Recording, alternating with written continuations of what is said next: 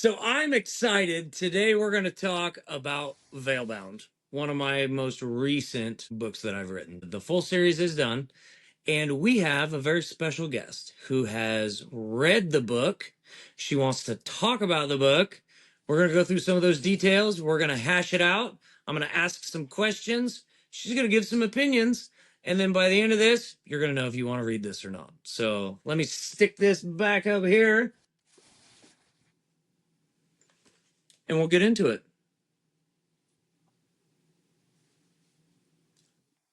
A lot of people still prefer holding the paperback version. Now they're harder to Yes. read when you're laying down for bed. Like that's where a Kindle Right. comes in handy because it's backlit. But most Yes. people still love the feel of a book, and Yes. I would I'm cool agree. with that. Yes. So I very much so, holding an actual physical book is something that I enjoy. Mhm. I've been an avid reader for years. I picked up your copy of Veilbound from Comic-Con in Des Mhm. Moines. So that's something that I was doing in my downtime was, Nice. reading that book. So that's something that I like to do. I feel like it's a little more personal It is. than when you hold your cell phone, because I feel like nowadays we're very much so on our phones all the time, scrolling Mhm. Facebook, scrolling TikTok, all of those things, and it's just more of a habitual thing.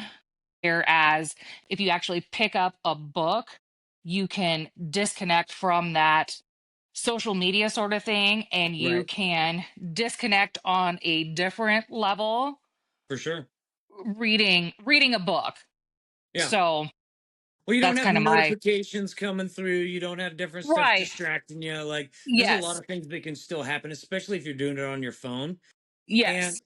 being an author, like I spend all of my time writing on a laptop. Like I don't Yes. do it longhand. I'm not gonna write stuff down with pen and No, paper. no, absolutely Like not. there's no way that I would ever do that. So to actually get a book in my hand after I've spent months and months and months on a keyboard or reviewing it on my Hmm. phone or whatever that might entail, or even like I'm big on audiobooks. Like there are Oh, times for at sure. work where I can listen to an audiobook. It doesn't distract me from work. I can still get stuff done. Or during my lunch breaks from driving somewhere, whatever, I can keep a story Yep. going. That's nice. But I never really have a chance to grab a book and read it. Hmm. And that's why I love having these physical copies because Yes. it's just something that you can hang on to and they have a smell, they have a feel, like they're just, Yeah, a hundred I percent. love them. Yes. And I was a little bit concerned because I'm not like a huge sci-fi person. And I was like, oh, like D&D, like one of my friends, her husband and her son are like real big into the D&D. They are all about that life, and I'm like, Cool. oh, like I don't know if Yeah. I'll understand that. The way that you dumbed it down, I like would never call it that. no, but you literally did. Like the pictures and the way that you explain the levels and what they meant, and the way that they applied to the story, how a koozie or a floaty keychain, how that depicted into the story and what the purpose and how it ended up coming into play later on into the story. For somebody who knows nothing about Dungeon and Dragons, I Right. could still follow along with the story and understand that. And that was, I think, really a genius thing to do. hmm And a lot of times, right when I finish a story or finish a series or I'm involved in a series, I hit these checkpoints where I want somebody to read it to make sure that it Hmm. just makes sense. Like I Right. don't necessarily need you going through grammar and punctuation and things like that. Like I have programs on my computer that'll do that for me. That'll Right. eventually catch it for a final draft. Yep. But like I also want to engage people that love to read. And so I'll go Yeah. out and find these beta readers and say, hey, I have this. This is the basic gist of it. Who wants to read it and give me feedback? And Hmm. I'll post that on TikTok a lot of times when I'm ready for something to get new people to go to my I have shelved some go-tos that I send to every time, and to get that feedback from them to just say, like, does this make sense? And when I went into Veilbound, everybody that was already on my list that I was ready to send stuff to says, "Oh, I've never played D&D. I don't know if this is Yeah. going to make any sense to me." And I'm like, it's not a D&D book. It's based off the premise of D&D. It's based off a group of friends that like to play D&D. You don't have to understand it to get what this story is about. Right. They And just you want to go don't. camping, have a good time. They want to play some D&D while they're at it, and shit starts to get a little bit too real. It So does. Yeah. does that just kind of work its way in? That's what I'm after as an author. And you did a really good job of building that character base of there are these three separate individual people, and then you throw the D&D in there for those people that do have the interest of the D&D. Yes. But for somebody like me who has no idea what that means, I'm still able to get that connection with those three individual characters and still want to continue reading the book. Right. Right. So I gotta ask, overall, I haven't seen a review come through on Amazon or No, Goodreads. nope, Like nope, I got to do that what yet. do you think? Be honest. If it's 4 star, that's okay. I can handle that. But what'd you think? No, I really, really did enjoy the book all the way through. I'm torn. Like I feel like I'm gonna have to read all three of them because I feel like I relate with all of them on different levels because I'm not 100% all like all Joey, or I'm not 100% all Gary, or I'm not 100% all Brian. I Right. feel like there's bits and pieces of each of them Uh-huh. that are relatable. Sure. So I feel like I'm going to have to read all three of their versions Hmm. to be able to. I can't pick one. I Well, really can't. and that's kind of the whole point behind it. So I Hmm. mean, that's one of those tricks you could kind of do as an author, is Hmm. split book two into three separate parts. You can either choose your favorite genre, your favorite person, or just based on that little bit of a snippet that it's about a page and a half into the Yes, book, yes. which one draws you in the most. So regardless, you're gonna have to pick which book to read first. I which know, one and which that's one hard.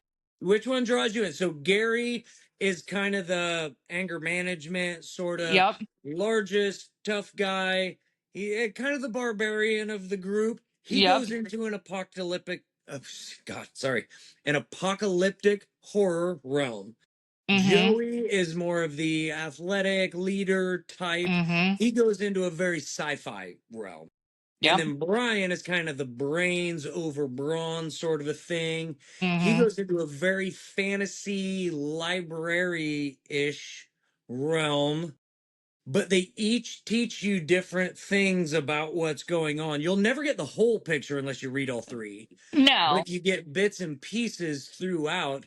But based on your gut feeling, I mean, whose path do you I'm want and why? probably I'm really torn between Gary and Brian because I am very much so like The Walking Dead, like the Oh yeah, whole post-apocalyptic sort of thing. That's, as far as like sci-fi stuff, like that is my thing. Like I had to stop watching The Walking Dead because it got like too far out there. same. Um, but I loved it. I mean, I really did. But then I'm also somebody that's like, I'm kind of like a closet nerd. Well, not really, but I mean, you know, Closet to the like public, open to your closet, friends.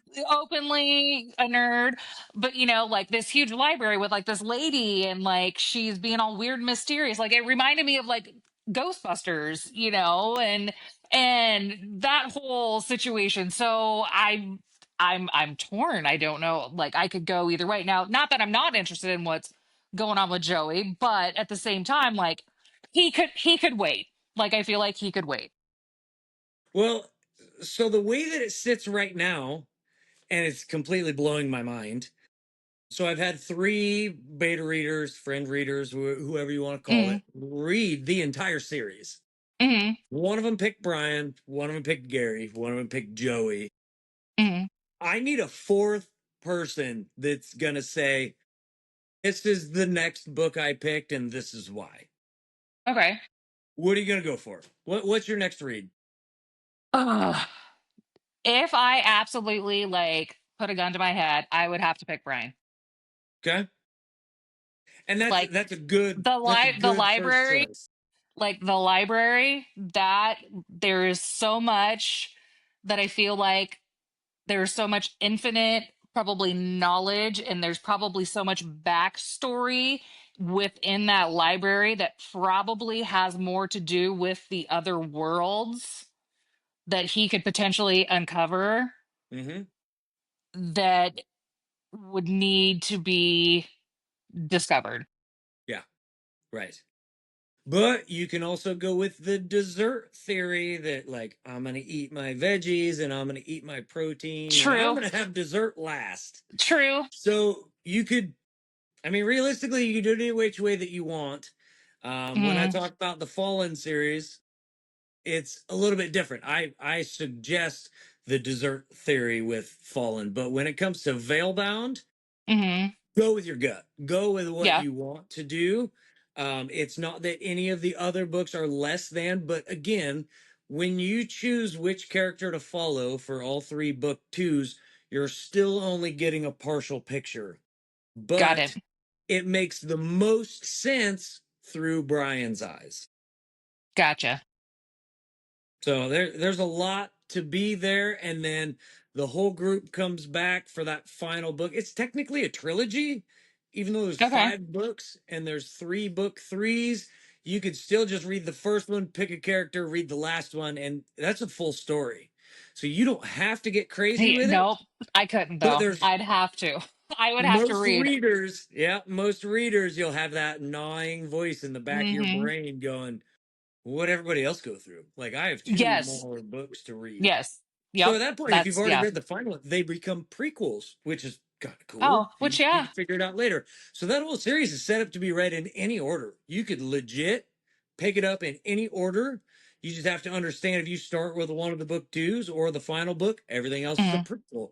But it all comes full circle by the time that you're done with it. So, Yeah. and I would have to, I would have to, for real, have to, yeah, I would start with Brian, but I would have to do the other two and then finish it up. And so in that first one, I laid a lot of Easter eggs and I put in time and effort to foreshadow quite a bit. Do you have any predictions The of old man in the anything that's cabin, there's got to be something going on with that old man in the cabin. ooh, I mean There it's has to be. it's good that you pick up on that, but any predictions on that? I'm not 1,000% sure on anything, but he's got to have something to do with. I don't know for sure. I mean, I don't, but I mean, you Oh, can't I just love it. throw a creepy old guy in the middle of a abandoned cabin in the middle of the woods, and he shows up out of nowhere, and then he disappears, and not have him be a part of something later on down the road. Like, Yeah. that's just, you can't do that. Well, I like that you picked up on that one because that one is the most obvious of Right. everything that I planted into Yeah. that book one. But for whoever ends up watching this video, I'm not going to do any spoilers. Obviously, you're going to Right. have to read your Right. way through it. So, but yes, the old man in the cabin is a foreshadowing. Yeah. And something with the hieroglyphics, that's got to have something to do with something. It's got to be a foreign language or a code to do with something somewhere. Um, Absolutely. You're not wrong. So you're already putting some of the pieces together. that I Yeah. laid down on purpose, which is good Hmm. to know. That makes me feel like I'm doing it correctly. If Right. you're picking up on some of these going through book one, you're like, this might be important for later. Like Well, and like, what's and there's going a on here? reason why, like, there's a reason why Gary was chosen first. Yeah. Like, why was he like? There's three people. Because he's There's a lazy. I don't know. I Might be don't something necessarily. else. Yeah, I don't believe it's that. I don't believe it's that. I think there's Mm, something else. Like he's got some secret hidden talent that's yet to be discovered in another realm. clever. So Good I call. feel like there's more to it, but obviously you're not going to spill all that in the first book. But yeah, no. You Yeah, can't do can't that. do that. No. Mm, that's not So allowed. no. Yeah. So yeah, I feel like yes, I feel like there are little things that are ticked out in the first, Joey and his baseball career. There's something that's relative to that that's gonna go on into the next book that That is correct. Yeah. I mean, everybody's backstory and kind of what they've gone through plays a part through either some sort of character development, some sort of Mm-hmm. an ability that they can gain, some sort of like whatever it might be fantasy wise, who Right. they are as a person makes them the character they're about to become, whether they want it to or not. They're Right. already the person that they need to be because of what they've gone through or because of Yep. what is going on, and it just amplifies as they go. So it's just one of those things that those pieces are set up on purpose. So one of these things that I talk to about my wife when I write books, and not a lot of people are like super knowledgeable about it. Maybe you don't even realize that it's going on, is the difference between first person and third person as you read a book. So Veilbound Yes. is written third person. It talks about Joey does this, Gary does this, Brian does this. But once you get to the end and you get to choose a character, that book becomes first person. You go into Gary's mind and you say, this is what's happening, this is what I see, this is what I feel, this is where I'm going, and it's a completely different story. Do you think that's going to mess you up at all? So you were talking about Cody, the difference between first and third person. Right. So the difference between first and third person, readers, a Yes. lot of times readers are very avid about what they like and what they don't like. Yes. Sometimes more so what they don't like. I just want to preface this by saying that Veilbound is written in both. It is. So book one is very third person. Yes. Joey does this, Gary does this, Brian does this. Hmm. This happens at the campsite. It's like you've detached and you're watching it play like a movie. Yes. But at the end of the book, you see the three separate and you get to follow each of those three through that next journey. It becomes first person at that point. Like, Okay. I see this, I feel this, I walk this way. Like, it's very first person. Do you think that's going to be distracting for you as a reader, or do you prefer that you're making a choice No. and you step into the character's shoes? No, because if you're making a choice to follow a character, that would be my preference because you wouldn't want to. No, because that's what you're choosing. Mhm. Yeah, no, I would prefer it to be a first person situation because it's just that one person. You're no longer part of the group. It's the individual and that individual person and their experience. Mhm. Yeah. Well, that's how I set it up. That's kind of how I Yeah. wanted it to be. And I've had a buddy of mine that's tried to read it, and he's like, I want to read chapter one across the board, and then Mhm. chapter two across the board, chapter three across the Oh, board. And he got no, a you little bit can't. into it, and he's Yeah, like, it's too you confusing. can't. He's like, I Yeah. can't do it that way because it's first person. I'm like, but that's Yeah. also not how it was set up. You're No. supposed to pick one and read it. Yeah. No, I get that. Yeah. No, you would have to do it all all one way. Yeah. Yeah, so I you're going would, with Brian first, huh? That's gonna be your first yeah, one? yep, yep. Like, do you That's have that. any predictions? What are you excited about? What do you think you're gonna run into? I don't know. I feel like there's a lot in that potential library. I don't know what this lady that's in there. I don't know what she's about, but I feel like he's gonna chase her down until he figures out what she has going on. I If feel you like had he's to not gonna give up. if you had to just check your own vibes and say good guy, bad guy, or support character, what do you think the lady in the library is? I want to say good. I want to say good, Solid? and then potentially a support. Yeah, Meh. I I like that. mean, there wasn't a lot that was given. But no, it's vague on purpose. Yeah, I was gonna say there's not a lot. So from what was given, I can't really say, but yeah, just enough to want you to. I mean, and that's something else that I think you did a very good job of giving enough description to make you understand what each world is about, but not enough for you to know for sure what's going Right. on. Yep. I So wanted a yeah, little bit about the world and a little bit about the characters' yes, thoughts, like how they, like you wake up in a weird place yes, and you look around, just just enough to where you know it's either apocalyptic horror, it's yep, sci-fi, or it's fantasy. yep, And then that gives the reader the choice. And I think that's the beauty of it is I'm not telling you how to read my series. I'm giving you yes, the option to choose either your favorite character from book one, your favorite genre that you prefer to read, or just the vibe that you feel. Like, where do yeah, you want to go? I What do you agree. want to do? Which one do you want to experience first? But you need to read all three, or you're not going to have the full picture. Yeah, I would agree with that. A Yeah. thousand percent.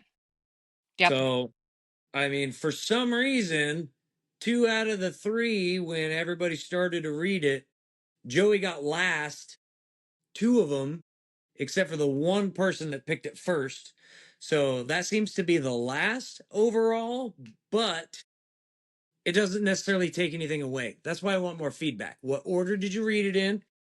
Because you learn different things, because all the realms kind of crisscross and you learn a little bit about stuff from each, but Each one. only depending on the order that you read them in. So Okay. I want more people to read it just to kind of get that experience. Like I was Hmm. reading this book and I had these questions in my mind. Well, perfect. Those are the questions I wanted you to have. But Okay. which one did you Okay. read next? And did they answer your questions or did you have to Or read to not. book three to answer your Okay. Okay. questions? Yeah. Right. So Brian's book has answers from Joey and Gary. Gary's book has answers from Brian and Joey. Like, so everything Oh, okay. depends. You're like, oh, is he a bad author? Did he forget something? Or is this going to come into play later? You have to read all three. That's the whole point behind it. It That's doesn't make sense unless you read all three. got it. No, that's a good way to write it though. It was incredibly hard Oh, I'm sure. Oh, I'm to sure it keep that was. stuff. And not only that, but make each one interesting in its own way to where I didn't have two that were awesome and one that really sucked, or Right. one that was Right. really awesome and two that And really two that sucked. were Like, like, okay. Yeah. ugh. Yeah, that's And the then to tie them last all thing. together Right. to have Yep. the final. Yeah. Right. No. Yep. So I'm excited to delve into the next one and then see where they go from there. So I'm yeah. pumped. Yeah, Yeah. me too. I say let's get on another video after you I read another yeah, book and we'll I talk I about it. am super stoked. Awesome. Any any closing words on Veilbound Book One? I mean, I would just say don't let the the thought of it being, a sci-fi like Dungeons and Dragons or anything like that sort of deter you from reading it. I mean, it's an adventure book that has other elements in it. I mean, it's an adventure fantasy book, but it's not a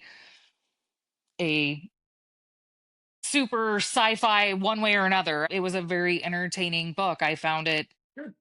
to hit on all. I mean, it's got a little bit of drama in it. It's got a little bit of, Does. hits you in the feelers.